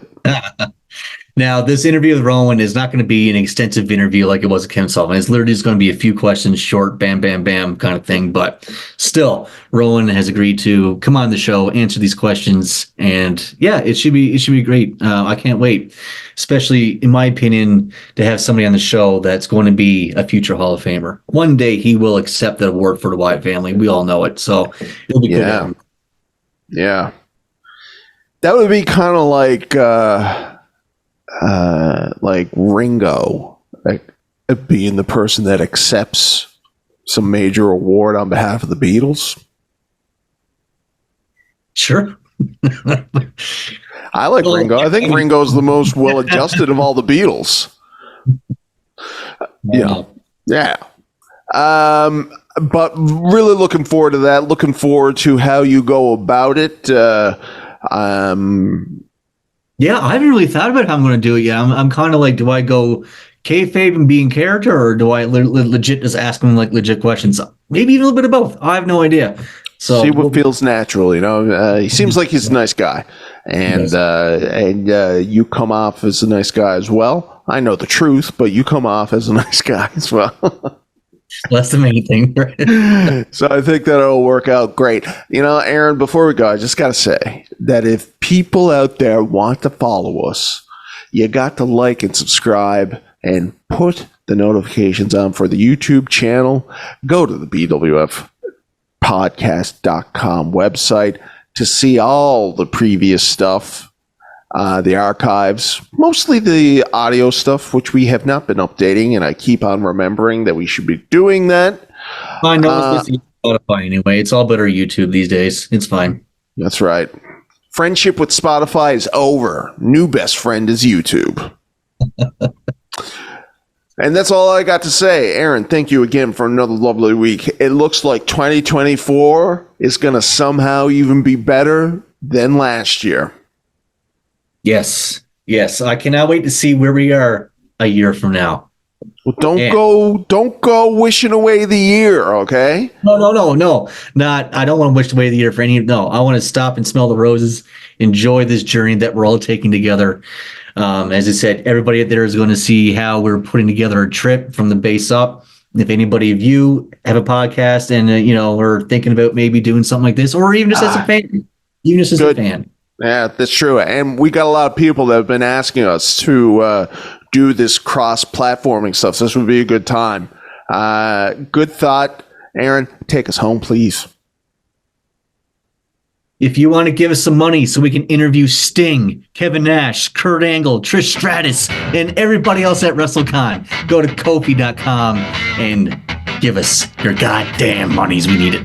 But besides that, everybody, see you next week. Thank you so much for joining us again. It's always been a pleasure. Condon, I hope you have a great week. We'll talk to you soon, my friend.